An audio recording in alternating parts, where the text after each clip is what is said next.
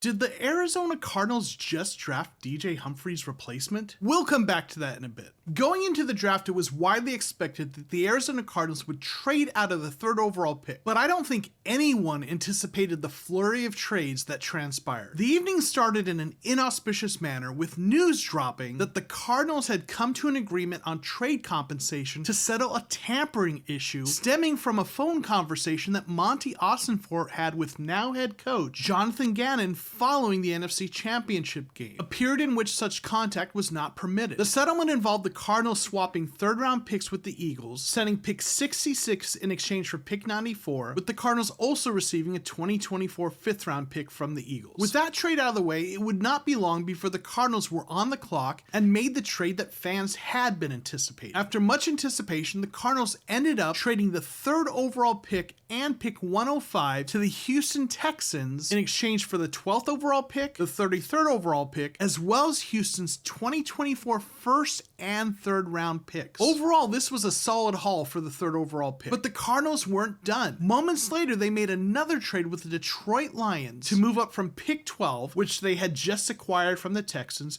to pick 6. The Cardinals sent pick 12, pick 34, and pick 168 to Detroit in exchange for pick 6 and pick 81 in the third round. Now, keeping up with all these trades was a dizzying proposition, but in the end, the Cardinals traded away 5 picks and gained 7 picks. So after all the dust settled, the Cardinals picks in the 2023 draft included pick 6 in the first round, pick 33 in the second round, 3 picks in the third round, picks 81, 94, 96, and 2 picks in the sixth round, pick 180 and pick 213. And then, with the 6th overall pick, the Arizona Cardinals selected Ohio State left tackle Paris Johnson Jr. Now, Johnson is a 21-year-old junior who's 6'6" and weighs in at 313 pounds. He has prototypical size for an offensive tackle, and although he did not participate in most of the combine drills, game film demonstrates that he has outstanding athleticism for the position. Johnson's considered to be a solid pass protector, though it is an area where he has some room for development. He moves well in pass protection, but he does need to work on his strength and technique to better hold his ground against power moves. But it's in the run game where Johnson really stands out as a good fit for the Cardinals. Back in March, I published a video discussing the wide zone blocking scheme that the Cardinals are likely to employ under offensive coordinator Drew Petzing. In the Cardinals' wide zone running game, Johnson is going to be asked to pull and make blocks in space, something he excels at due to his athleticism. And Johnson's skill set is reflected in his PFF grades, which show that he's been a strong run blocker throughout his collegiate career, while improving each year as a pass blocker. But what PFF data also show is his versatility. Johnson was a full-time starter at right guard in 2021 before moving to left tackle in 2022. Which brings me back to the question, did the Cardinals just draft DJ Humphries' replacement? Going into the offseason, many people, me included, thought that left tackle wasn't a position of need for the Cardinals. If anything, they had 2 starters at the position between DJ Humphries and Josh Jones, who played well last season when he was called upon to start when Humphries was injured. But in the pre-draft process, the Cardinals met with most of the top tackles in this class, and rumors of the Cardinals' interest in Johnson began to swirl in the week leading up to the draft. So what are the Cardinals going to do with their apparent logjam at left tackle? Well, with the cap numbers on Humphries' contract, it seems unlikely that they will release or trade him this offseason, as the dead cap hit would be over $26 million.